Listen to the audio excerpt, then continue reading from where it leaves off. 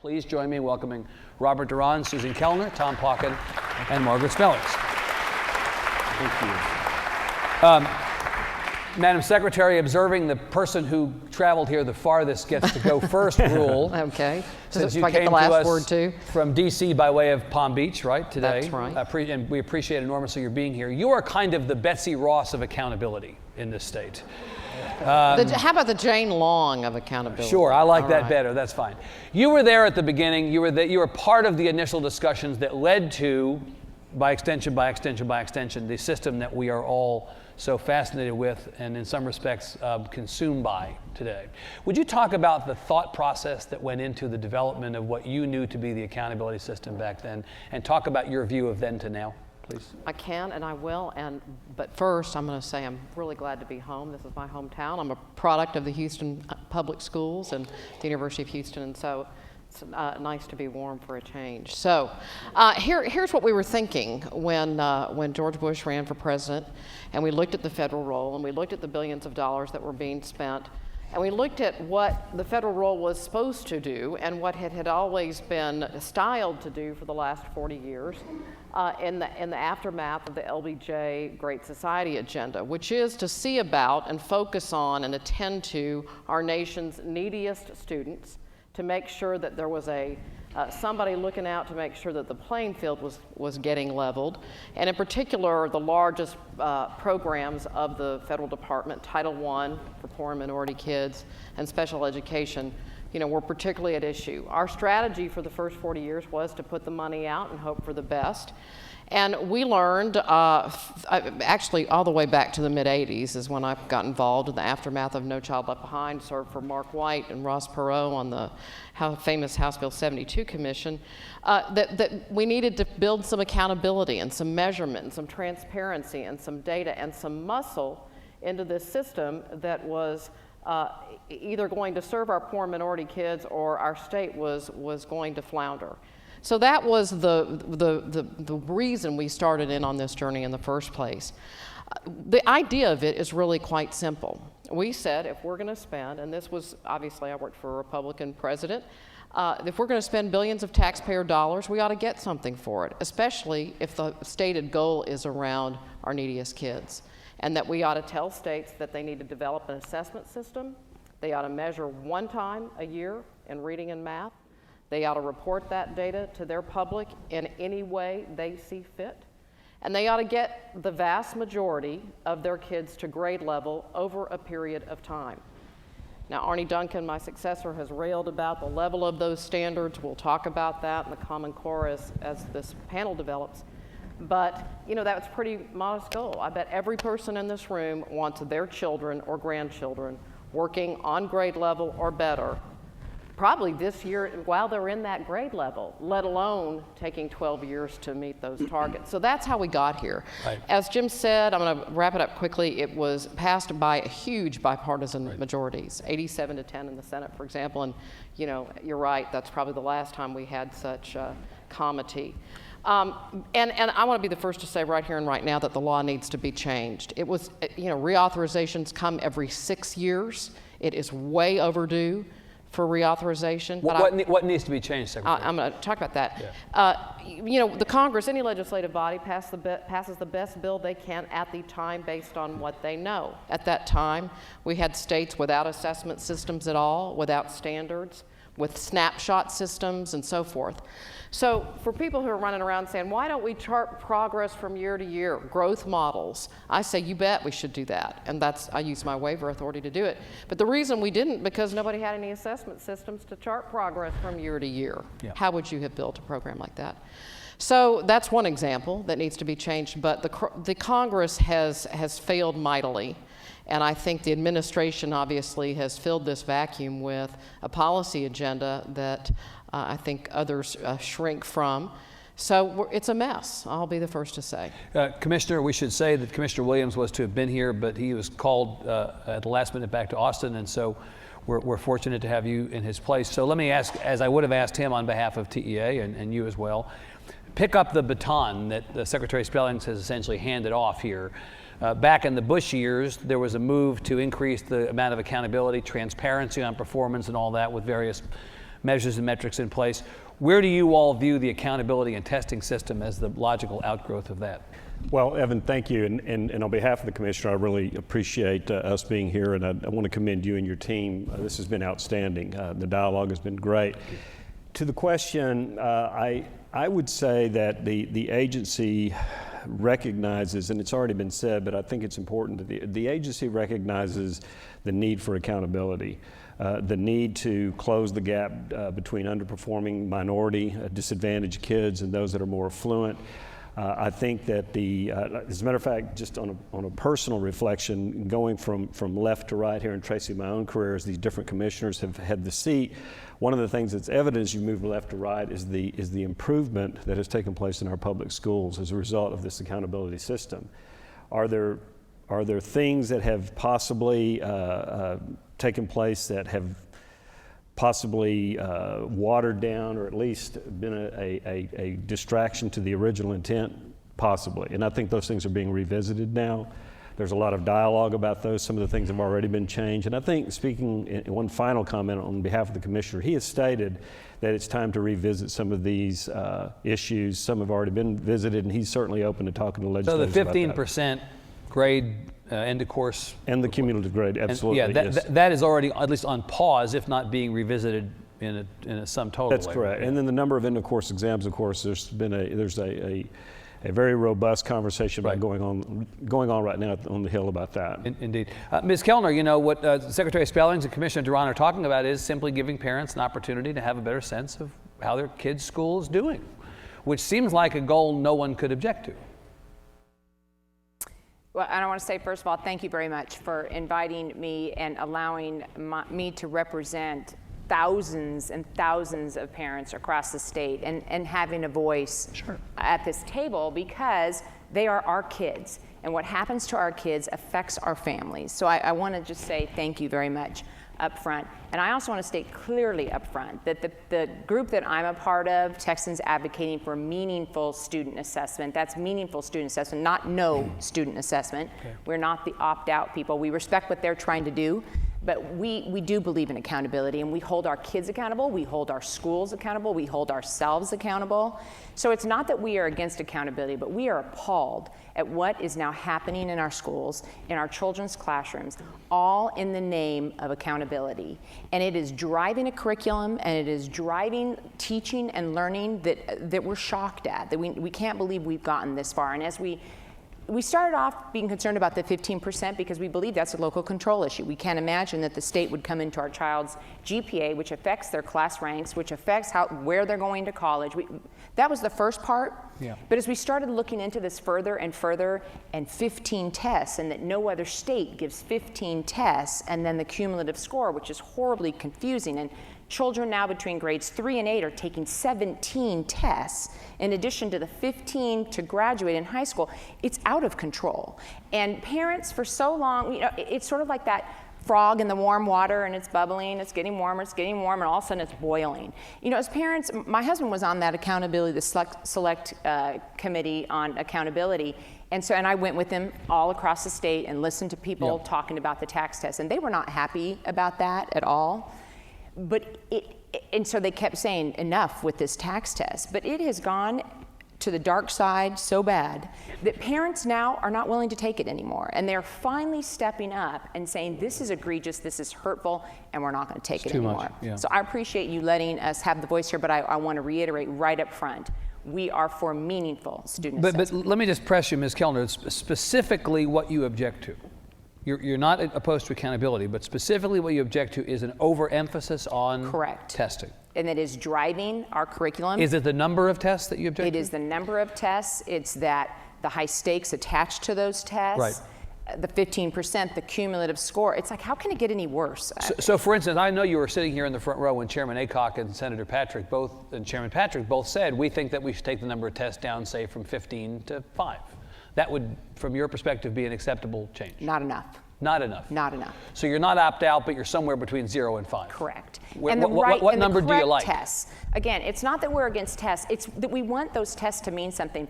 I have 4 children. My oldest is a freshman in college. I have a junior in high school, an 8th grader, and a 6th grader. Those kids of mine have been taking tax tests since my now freshman in college was in 3rd grade. I have had so many tax reports come through my house, and I literally either do not open them or I look at them and I go, who cares? There is nothing diagnostic on there. They do not tell me anything about where my child stands compared to other kids in the state, in the nation, nothing. My children did fine on them, but they never told me where were their strengths, where were their weaknesses, how could I help them as a parent get better, as opposed to then in my district, when I was on the school board 4 or 5 years ago, we decided we wanted to be a college-focused district. So we started looking at all of our high schools, and we have 4 high schools, and Duncan Klusman is our superintendent. We have 2 high-wealth high schools and 2 low-wealth districts. They were all acceptable, all of them. And we were watching our tax scores, and we were patting ourselves on the back because at our 2 high-poverty, high-minority schools, everybody was going up on tax scores. And if you looked at those scores, you would think that we were producing mathematicians and scientists and writers and readers. So we decided we wanted to be college-focused. So we looked at that same period at what was happening with those students' SAT scores, and we were shocked. We thought we were closing the achievement gap, everything was great. In fact, what happened is our SAT scores were completely flat, and the achievement gap, not even didn't close, it was starting to get a little wider. Mm-hmm. And we were horrified. We had been sold a bad bill of goods. And we woke up as a district and we said, because what have you we had done? been led to believe that everything was okay. Yes. Right, and yes. improving. Yeah. So that's why. Commissioner Pauken, you've chosen to involve yourself in this issue despite having a job that would be enough for most people. You don't have a direct role in education, but you've become one of the most outspoken opponents to the current system. Sure. Ms. Kellner is talking very passionately as a parent and as a former school board member. Why are you involved in this, and where do you come down relative to Ms. Kellner? Well, first of all, let me echo her sentiments on virtually everything she said. I backed into this issue, Evan, when the governor asked me to chair the Texas Workforce Commission in 2008. I'd been out of government and in the private sector since leaving the Reagan administration, and dating myself, when I got back from Vietnam out of the military, I'd been on the National Advisory Council on Vocational Education from 1970 to 1975.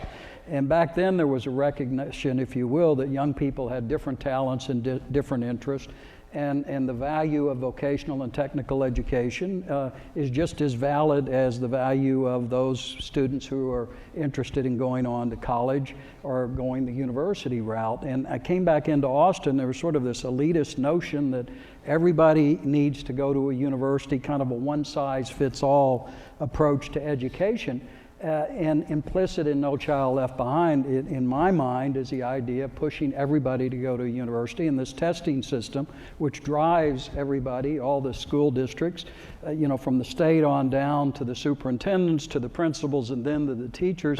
Everything is measured by these TOS or TOCs, and now the STAR test. And meanwhile, employers were telling me around the state there's a shortage of skilled workers in a grain workforce. As an example, the average age of a plumber is 56, of a welder 55, of a stonemasonry craftsman 69 years of age. We had choked off the pipeline of skilled workers by neglecting, almost denigrating vocational education rather than recognizing its merit.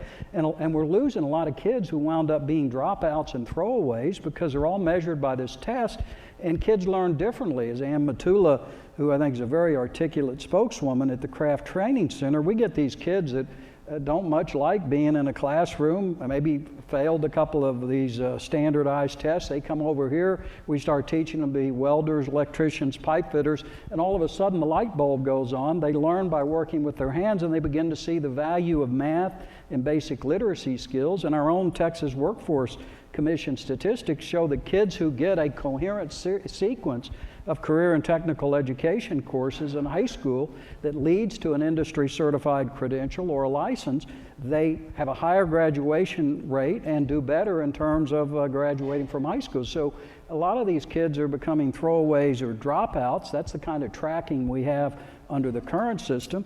And I just think and believe strongly and have made the case that we need multiple pathways to a high school diploma, and at the same time begin to recognize kids learn differently. And the irony is, I was in the Reagan administration, and I consider myself a Reaganite. We believed in local control of education. We were trying to return power and the money back to the states and local communities, and we've gone in the opposite direction. over the last decade. And quite frankly, I mean, No Child Left Behind passed in 2002, and it had a requirement in there that by 2012 and 2013, this is in the legislation, all students in all states are going to be proficient in reading and mathematics. And the idea you can legislate something like this at the national level shows to me the influence of abstract intellectuals. Reminds me a lot of the McNamara civilian whiz kids when I was on the Cambodian border, you know, back in Washington, D.C., developing a strategy. They had high IQs, but with all due respect, they were brilliantly wrong. And I think this sort of elitist attitude has led us in the wrong direction on our educational system. And we I need just to have to weigh in here. Evan, Secretary Spellings, you might like to respond to this. Where to begin?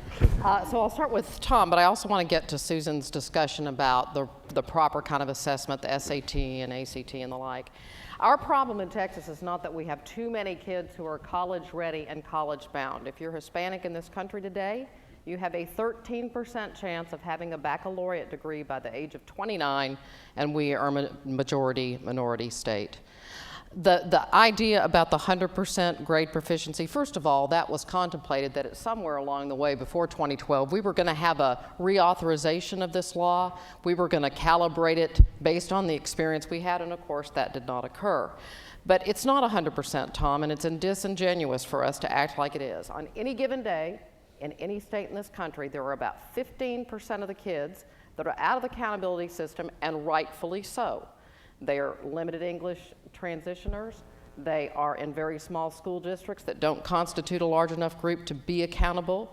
They are migrant kids, and they are profoundly disabled students.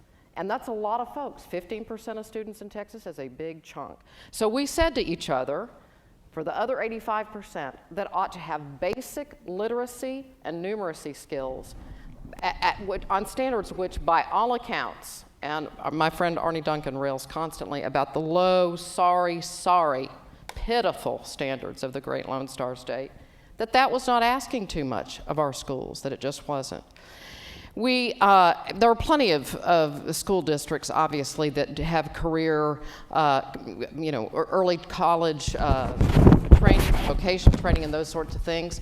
55% of our kids in community colleges need remediation. So the idea that we are over-educating our students is just erroneous in my view. Now, quickly on the assessment piece. The reason that we have these assessments, and I'm not going to debate because I don't know enough of the details about how many, it is, in my view, looking from the national level and dealing with a lot of states, this is a lot of tests. No Child Left Behind said one test in reading and math, and that's largely what we've had in 3 through 8. And now we have, obviously, this high school regime, which is up for consideration. But I will tell you that having a criterion reference test that is aligned to the curriculum, that is transparent to policymakers and taxpayers, and most of all teachers. The reason that we have that kind of system is because parents demanded it. And so, people know what the game is. The ACT and the SAT are not used for accountability purposes. They cannot be used for accountability purposes. They are self-selected. Not every child takes them. There is no curriculum that is associated with those tests. They're used by colleges to make judgments about students across the nation that are ostensibly college ready. It's just not the right tool.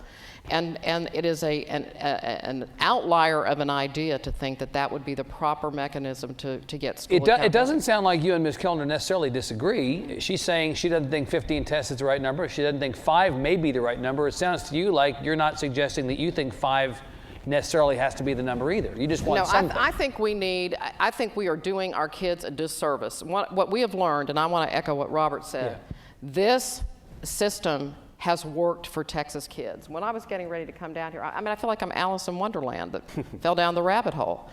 Our students, especially our minority students in Texas, and I'm going to call them our students because I have kids too, and I went to this school district, and are doing extremely well compared to others. Are they college ready? Are we satisfied? Hell no. But the gains that they have made, just last week, Robert, you know this, there's a new report out that Texas Hispanic 8th graders made more progress in math than any state in this country. And it is not an accident, and it denigrates the work of educators for us to gloss over it and say that's not significant. It's hugely significant. And do you tie, I'll come to you in a second, Ms. Kellner, do you tie the finding that our Hispanic 8th graders are doing so well to a specific aspect of our accountability system?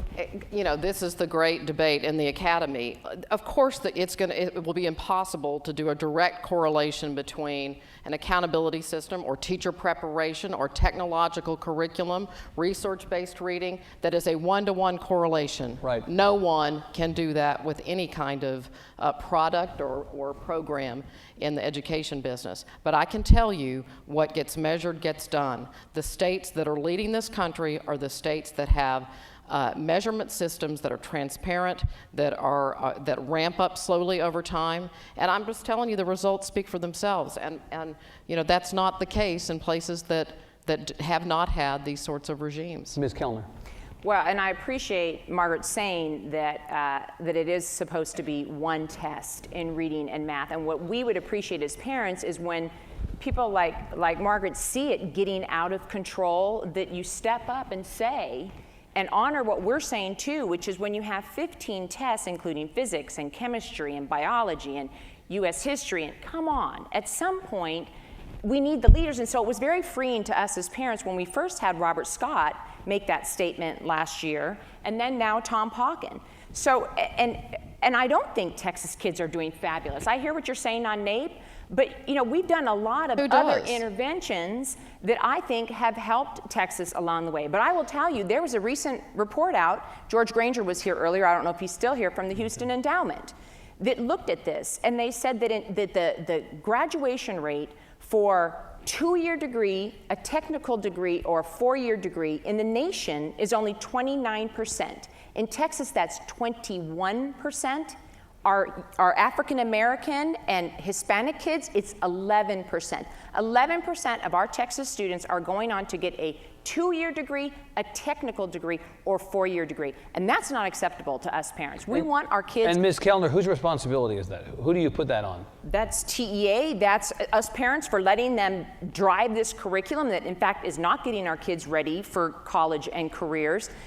And the legislature, which is why as parents, we are now really rallying to speak with legislators. Unfortunately, we don't even think the TEA has the power anymore. This has become a legislative nightmare. And honestly, the legislators we've talked to almost every one of them, they even say, what have we done? How have we gotten here? And so we need everybody in leadership. We need Margaret to stand up and say, whoa, whoa, whoa. It's one test in math and language arts. We actually support that. We don't like these EOCs. We've looked at we haven't looked at the EOCs because they're not returning them to us. But we do say if you need a compliance measure, I was on a school board for 9 years. This is a governmental entity. I understand compliance, but all you need is math and language arts. So we will give you math and language arts, one math, one language arts. And beyond that, but we do want an SAT and an ACT. And I disagree with you. There are 12 states in this country that require every student to take the ACT or the SAT. It is not used for graduation requirements. It's simply a data point. And I think Texas, if we're going to be honest about college and career readiness, then you need to give the test that colleges care about. And that's the ACT. So I got to jump in here. The reason that this great Lone Star State ended up with end of course exams is in response to educators. Remember, we didn't want to teach to the test. We wanted to have an education process that was the coursework and then have the assessment aligned thereto. Yeah. That is why and how we got here. Right. So with Mike Moses, my good friend and fellow Bush appointee. Who's a critic, by the way, of the current system. But he led the charge on the end of course. Not really. Sandy Kress is really the principal architect. There were a lot of educators. He really Tom, is. I was here at the time. There are a lot of educators that. But you know what? It is broken, and we need. So anyway, what I'm I'm saying is, the end of course system was something that was called for by educators, so that it would be more useful to them, more diagnostic, more aligned to their curriculum. It's helpful to have a little bit of this history because I feel like I've asked this of every group up here.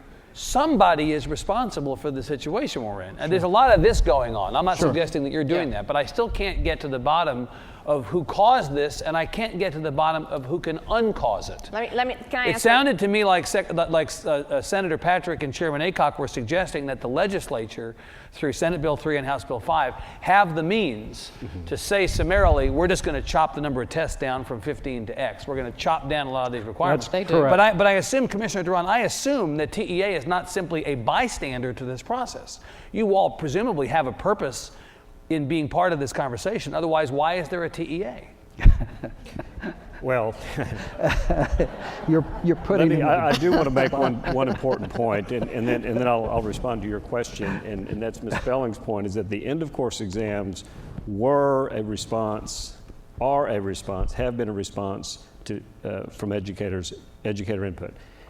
They represented more of an alignment. I've met very few, if any, superintendents that do not say the end of course exams, that would say the end of course exams were not an improvement over the prior system. Now, are there too many? Quite a few disagree with that. I just wanted to make that point. Quite a few disagree with the idea that there are too many? Or quite a few think that there are too many? There are too many. Right. Well, in fact, I went and looked. The school boards in both the San Antonio School District and the Socorro School District, Right. both your old school districts have passed resolutions against the current regime Yes, of testing. that's true. And I would say that to that point, the majority of our school boards also agree with that.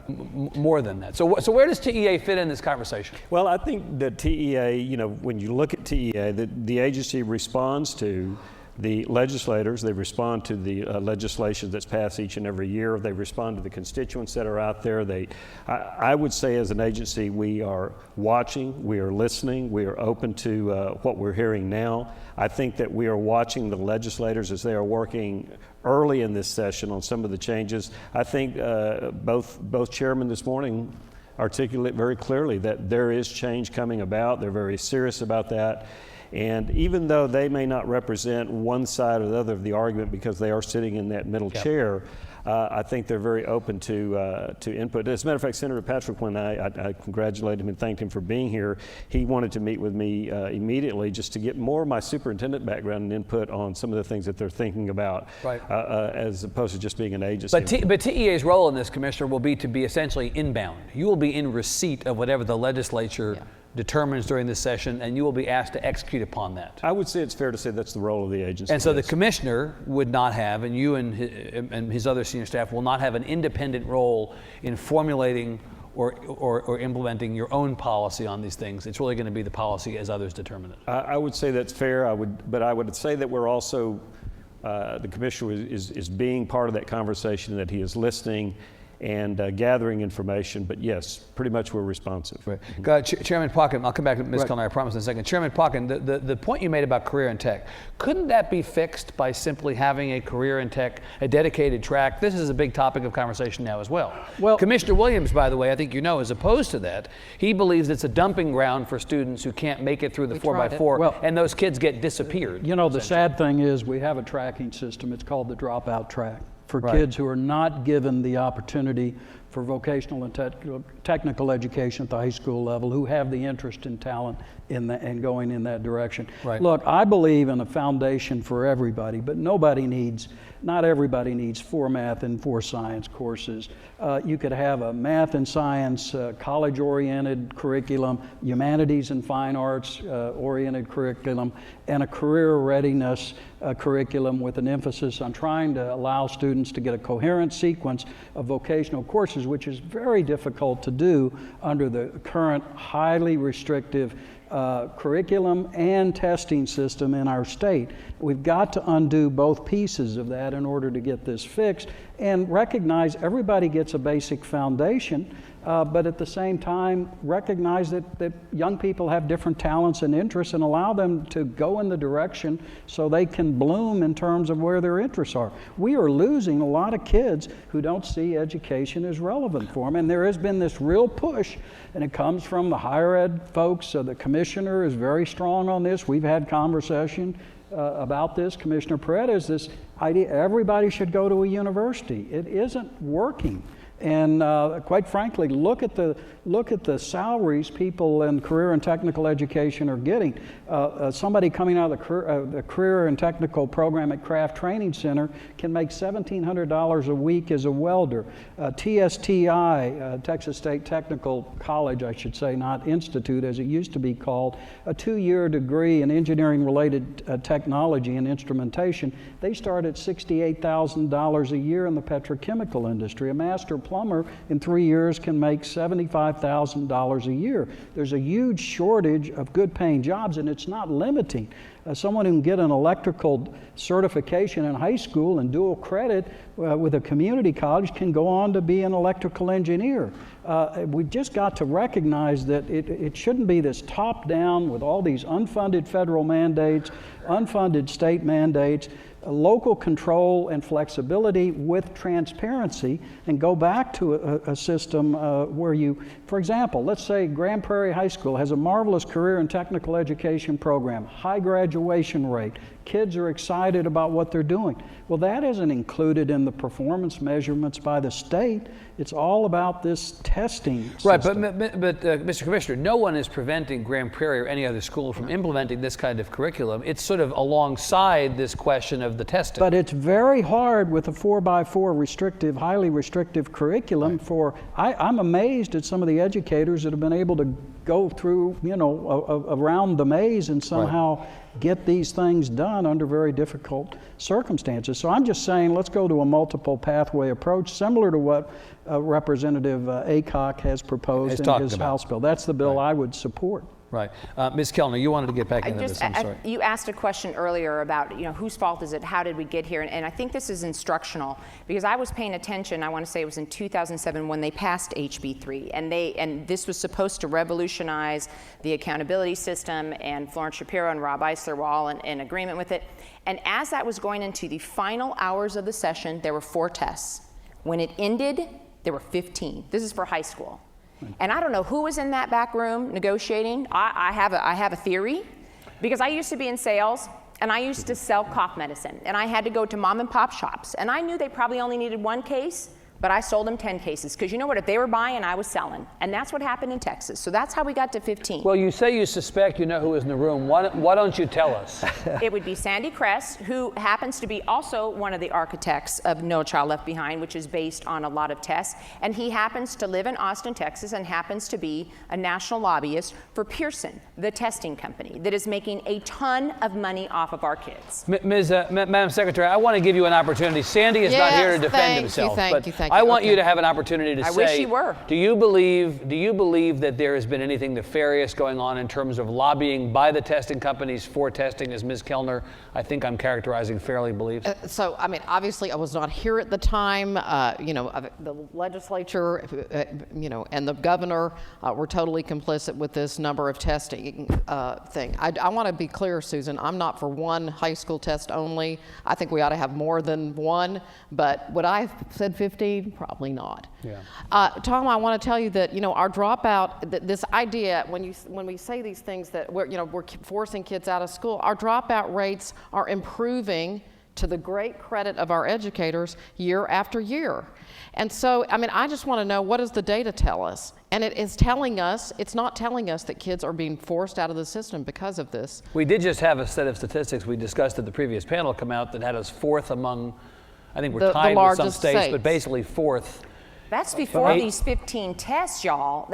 With these 15 tests, we're very worried about the dropout rate. Right now in Texas, there are 122,000 10th graders that are off track to graduate right now because they haven't passed at least one of those tests. So, and I would tell you, because I was on a school board for 9 years, why that dropout rate has dropped is because we focus so much on it, and there's nothing wrong with that. There is nothing wrong with us focusing, but it has nothing to do with tests. It has nothing to do with that. It has to do with the dropout walkout that HISD did. We have Operation Graduation, where where we go find those kids. So and it's we go one-on-one. individualized. So that's yeah. important, and you It's a need to part have of that No as part Child of your Left Behind. accountability It's system. Secretary, part the of- stuff that she's talking about. The dropout rates are absolutely a part of No Child Right. Left Behind. America's I'll come Promise back to is you. meeting just this day, as Jim knows, talking about the progress that's made because of the Gates Right. Foundation and Colin Powell and others rallying around the need for It's absolutely part Because of the of tests? accountability system. It's part of the accountability It's part of system. the larger accountability system, Absolutely, not the test and specifically. an indicator Right. of all of that. Right. So Look- I want to get back quickly to Sandy Crest. Yes, and I want to ask you about that. I And want to give you a chance to talk about that. And, you know, obviously, I know him. I've known him for a very long time, and, you know, he's been a school reform warrior, you know, and in Dallas ISD as a school board member and long after. You know, we cannot, it's easy to do this, to make, you know, we're looking for somebody to blame. We're looking for, this whole conversation makes us very uncomfortable. We ought to be uncomfortable about half of our minority kids in this state getting out of high school on time. And we don't like it. It's not a surprise to me that every school board in this state, whom I used to represent, are uncomfortable about this system. They hate what it is showing. And it's embarrassing. It's frightening. You think, pardon me, let me And stop so, you. You sure, think let's the say reason that the Sandy school Crest- board, Secretary, you think the reason that the school boards have passed resolutions is not because they consider the regimen to be too onerous and disruptive, but because they don't like the results? I think there's a little bit of both. I think adults are uncomfortable about accountability and always have been. They just are. What about the But we've question of had, the we've private? had this in place for Right. more than a decade. It tells us that it isn't working. Right. And at some point, here's the Doesn't tell us problem. that. People in leadership who have put it in place, it's very hard for them to say, and I've been in business and I've seen it there too. It's hard to say, you know, we made a mistake. We went in the wrong direction for a period of time. And fortunately, today, Texans are waking up and say, let's go back to the beginning and challenge some of the assumptions which have just sort of been accepted and passed on session after session.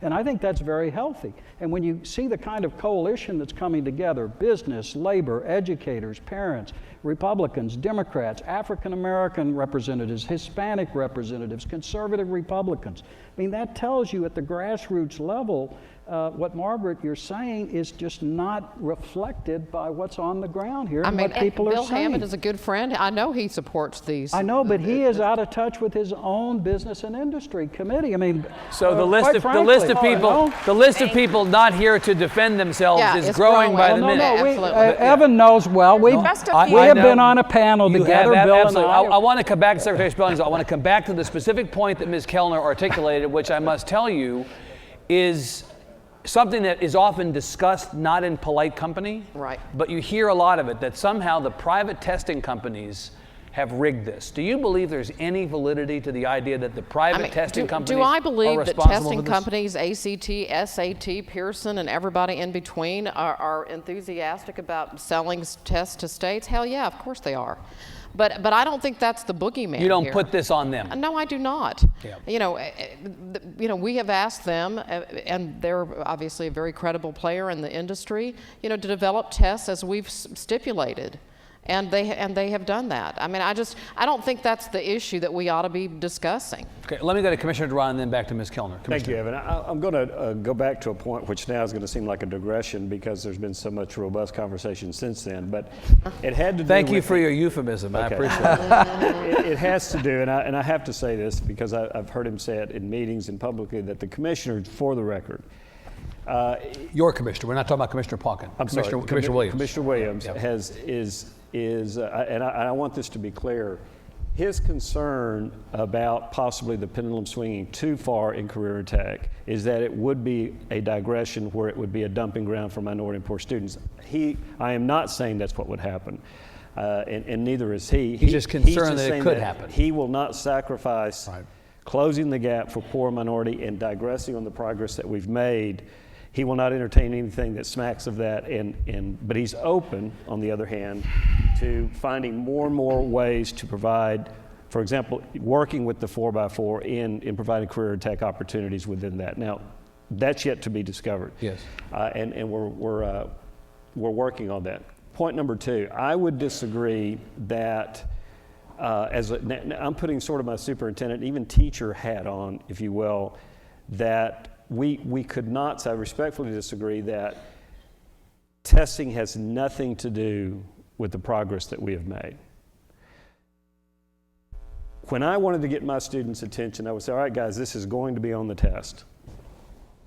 And they just snap. Yeah. Students want to be held accountable. Accountability is a good thing, and I just don't want to get that point lost in this conversation. It's wonderful that we're having this sort of dialogue because we are out in front of the nation in a lot of ways. It has caused a lot of questions. Do we need to course correct? Absolutely. Do we have to go all career tech? No one's saying that, or all just pure academics? No. But I will say that we've got to work together, I think, to find a way that can maximize every student's, I think, potential and their passion. And I think somewhere in the middle we're going to find that. Have we gone too far with testing? I think the commissioner would probably say yes. The commissioner would agree. Commissioner Williams would agree with that. Thank you. Okay, Ms. Kellner. I think it is cynical and dire to say that the school boards, 860 of them, signed that resolution because they're trying to hide data on our poverty and minority children. You know what I think is happening here? We took those tests, those STAR tests, 10 months ago, and we're just getting the results. And when we get the results, on some of them you only need to pass 37% of the questions to pass. What kind of tinkering is that? That's not true accountability. I'll tell you what we did in Spring Branch. We give every child the ACT, including our poverty minority children, and we publish that data. We put it on our college profile sheets that is on every one of those high school websites. That's true accountability. But we don't label with it. We don't shame with it. We talk to our teachers and our principals and our students about if we want these kids to be college and career ready, you need to give them the test, first of all, that a college cares about. And second of all, you need to have that as a data point. We are not proud of some of those scores. I will tell you, you can go and look at those 4 high schools, and 2 of them are way below college ready, way below. But we're not going to hide that. And to say that school districts and school boards are trying to hide that information, I will give it to you that probably 20 years ago we did. We certainly did in this state. We did not. We swept kids under the rugs. We put kids in the shadows, and we're never going back there, never. But to say that this is happening today because they don't want information out there is completely 100% false. And this current accountability system, with the way they tinker with those numbers, that's not true accountability. Let me let Ms. Spellings respond quickly if she wants to, and then Commissioner Pauken, and then we're going to have questions. I know we'll have no questions from the audience. Yeah, no, Secretary. I don't think the school boards are trying to hide data, and we've had that system in Texas for a long time. I do think political bodies are uncomfortable about what we are seeing in our schools. And Susan, I commend you for the SAT, ACT stuff that you've done in Spring Branch. We call that local control. They do it. It's taken away. They do it. There's no. It's not against the law to close the achievement gap, right, or to have tests like that. You know, we have spent about $1 billion on assessment over 15 years, as you have in your slide presentation, and we have spent $500 million on our schools. And so, you know, I think $500 billion on our schools in the last 15 years. So, I mean, is this out of cue that we would invest some money to find out how our kids are doing and be honest with ourselves about what we're seeing? Doesn't seem, nonsensical to me. Commissioner, and then we'll go to questions, and hopefully any leftover Just very quickly with regard to the Deputy Commissioner's comment, I think it's important to know you've got leaders of the reform is what I call it. Representative Joe Desautels, an African-American Democrat, had me down in his offices, Beaumont, Port Arthur, had a 9th grade principal, Dr. Chambers, and it's overwhelmingly African-American, her students in her class, and she said, we need a multiple pathway approach. We're losing too many of our kids who are dropping out of school, going into gangs, or at best getting minimum wage jobs. This is an opportunity more opportunities for career and technical education. It's critical. This isn't limiting. They're not able to get that now, and Representative Desautels is one of the key leaders in this. And I think the head of a national LULAC organization, she was telling me, she hears it from her own teachers, that we've got to go to a multiple pathway approach. We're losing too many of our kids. So you can toss out all this data about graduation rates, but I've seen conflicting figures, and the reality on the ground is a lot of kids are not getting the opportunity to excel and develop their talents because of this one-size-fits-all approach dictated from Austin by certain political elites. Okay, microphones on either side. Appreciate you supplying. Oh, no. Maybe I should ask people who don't have questions Yeah, right. to stand up, as that may be fewer people. We'll get through as many of these as we can, Commissioner. We'll get through as many of these as we can, but let me just tell you right now, we are going to have to cut it off at the hour that we are intended to end. I'm sorry about that. This poor man has been cut off twice without asking his question. As I sit here, he will ask his question this time. Go ahead. Thank you. I'm a teacher in the Houston area. I've been teaching for 13 years. And I want to tie my question into the low rate of college completion by Texas students. Question initially is, are we getting students college ready or test ready? We know that students need depth and complexity of learning to be successful in colleges because that's what happens in college. Margaret, you mentioned what gets measured gets done. What gets measured by standardized tests is a shallow level of learning based on multiple choice formats. So what's getting done in Texas classroom is low levels of depth and complexity because that's what gets measured. And so your question So is? in essence, are we preparing students for superficial learning at the expense of complex learning that colleges demand for Are success? they learning or are they learning to take the test? Let me So sum up the question that way. reasoning is exactly why we moved to an end-of-course system and more rigorous tests. This is why the Common Core movement has taken a hold around the country. When No Child Left Behind was written, it said, you know what, you need to be able to read and cipher. We obviously want teachers, creative engines, to be out there teaching higher order thinking skills. It was a floor, not a ceiling.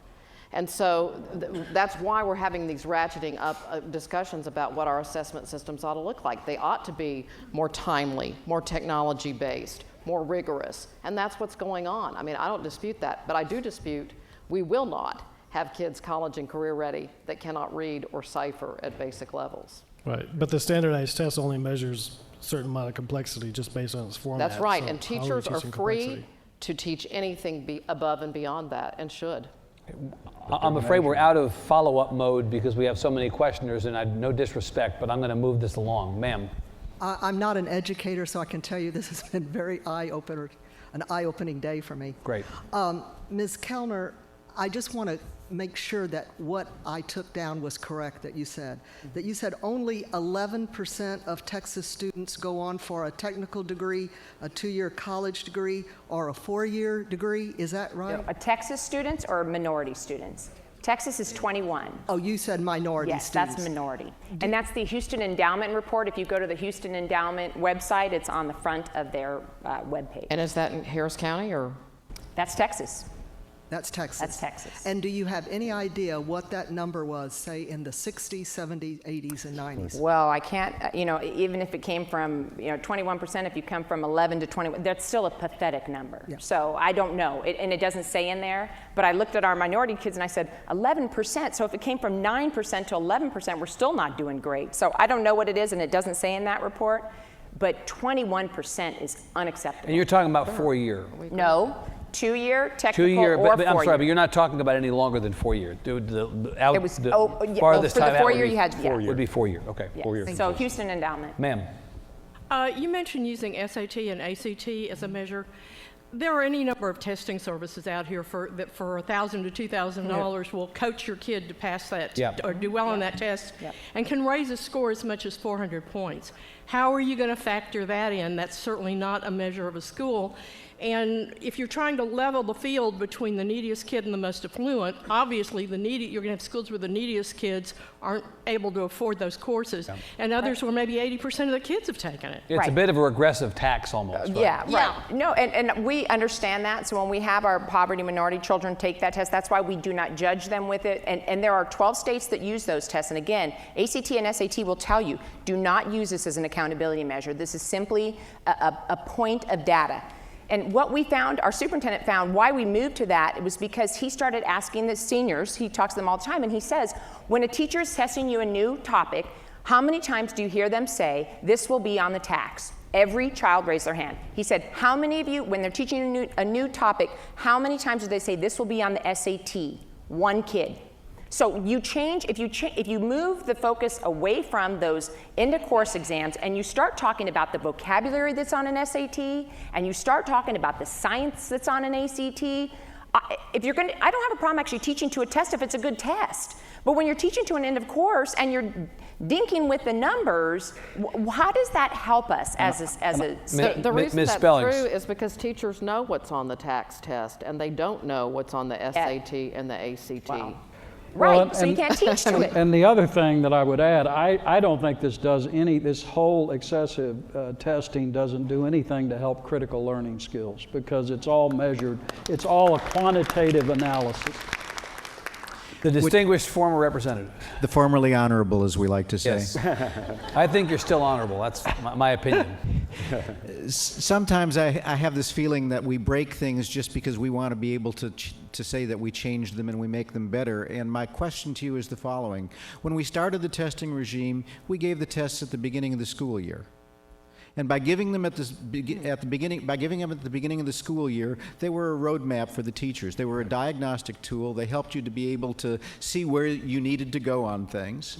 And in a state with as mobile a population as Texas has, and we have probably one of the highest mobility rates for students, you didn't know where that kid was coming from because they weren't in your district. They for sure weren't in your school, and they probably weren't in your district a year or two before. So what would be wrong with going back to giving our tests at the beginning of the school year? And if you need some sort of a measure for accountability purposes, you take a look at just those kids who got that test in your district the year before and the year before, and you see what type of progress that kid is making from where they were, rather than judging kids, against other schools, and see where that they got. And not only that, by giving it at the beginning of the year, you will see how much information and knowledge and higher thinking skills, critical thinking skills, the kids actually retained rather than could spit out in time for the test. Let what me would ask be wrong with the doing Deputy that? Commissioner, what about that? Well, Changing the cycle. I won't get too much into the weeds with this. And certainly it's something that needs to be discussed further. I would say that the research is very clear between students of poverty and those that are more affluent. There is more loss during the summer, so it may not be a good indication of what happened the year before. It might be a good indication of the need to be doing extended year programs and some of the other things that we're not funding right now, and putting resources to where those things are needed. I would also say that, but I would also argue, let's not forget that the tax tests are very, very informative to the public schools as to where the kids are in this progression. They are. You know, just really quickly, a group of teachers that I met with that were outstanding teachers, I asked them this question: are we testing too much? Are we testing our kids too much? And I have to actually did my dissertation on high-performing teams of teachers. And I'm going to make this point, and then we need to move on. They said, you know, Dr. Duron, the people who are complaining that we're using too much, that we're testing too much, are not using the data. We test our kids almost daily. Now, it's not formal; it's different types of tests. But we meet every day to see how they did yesterday. That's a form of assessment.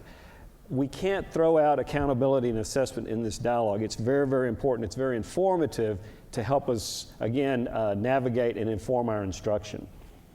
We're not suggesting we would ever do that either, by the way. Pam. Hi, I've been teaching high school since 2000, and I've seen the curriculum narrow over the years as we've been forced to teach to the tests. So I'm very heartened to hear that there's a consensus that 15 tests is too much, and it sounds like that's going to decrease the session. What other changes would you all like to see? What would make a meaningful accountability system? Let me ask Ms. Spellings, first of all, to say, I mean, you're kind of Nixon in China on this, trying to persuade people that accountability is... Yeah. What do you... And look, I mean, I need some more troops, Evan. yeah. But we've got lots of them. Okay, so I'm going to talk about that from the federal perspective, and I think what we are definitely going to end up doing, if and when the Congress ever gets around to doing their job, is go to a system that recognizes progress over time. Because of the lack of accountability systems, the lack of assessment systems, and the lack of standard of curriculum that we had 10 years ago, that's why we have this shooting towards the target, the 100% grade, reading on grade level by a specified period of time. But that wasn't what the legislation said. It's required. Everybody. No, what I'm saying is, so that's a notion that we did because of the lack of infrastructure. So now we ought to go to a way that charts progress over time for the school, for the teacher, for the kid. And so, I mean, I think that's a change that's absolutely going to come to play. I do think, and you know, Texas is an outlier if we back off on some of this level of rigor. The Common Core obviously is coming to our country. It's going to show us how, if you think kids are doing badly on basic literacy and numeracy, wait till you see how they're going to do on the Common Core. One other thing, there's that consortium of high-performing school districts. I think there's 23 of them, and they are working on exactly this issue because we don't want to base it all on one test given one day. Right. So if you could limit that part of the score to whatever, 25% of the entire score is a test, we do believe you have to have a test at some point. But they want to look at what does your community value, you know, what is how many kids take the ACT, SAT, how do they do, how many take an AP test, all those other things that you can figure into it. And so those 23 districts are working on that right now.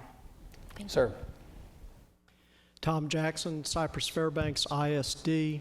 I would note, as a trustee of Cypress Fairbanks and also as a CPA, I understand compliance, not concerned about testing. We have 96.5% graduation rate, 90% completion rate, 69.4% of our high school graduates went on to college with a 43% Hispanic level and a 16.5% LEP level. However, 2013 and 2014, when we sit at that raised dais in the springtime, 100% of all students who took the test with a 3% cap will have to pass the test. We already know in excess of 70-some-odd% of campuses in the state have failed AYP. Undoubtedly, we will have new campuses entering phase 3 as well as phase 4. So sorry, I have to ask you, what is your question? The question is, what is your advice? Do we go ahead and fire the principals and 1/3 or 1/2 of the staff, whatever's required by federal law? Do we thumb our nose at the federal government and say, come put us in jail because we aren't going to fire these people, they're doing a good job? Or do you recommend that we sue the national sovereign just like we voted to sue the state sovereign? Who wants that? I'll take that. Yes. This is why Arnie Duncan, and I am sympathetic with him on this, is doing some, using his waiver authority around some of these issues. The Congress should have acted at least 6 years ago to fix some of this stuff. But we had no idea. We were, shooting in the dark when we designed No Child Left Behind because we didn't have any data from anywhere. And so it's not meant to, live in perpetuity. It needs to be changed to a growth model system. So my advice is for Commissioner Williams to seek a waiver for a growth model notion for the Great Lone Star State, and I'm pretty confident it will be granted. And he's open to that for sure. And he is. Mm-hmm. I am being told we have to go. I'm really sorry. All right. Nice woman has been up at the microphone a couple different times. I apologize. First of all, let's have a great hand for our panel. Commissioner Duron, Ms. Kellner, Commissioner Pauken, and Secretary Bunch. I want to thank you all for coming. I think it's been a great day, partly because all of you are here. Thank you so much for joining the Tribune in this conversation about public ed. I hope we'll see you all again. Thanks very much. And thanks to Rice University.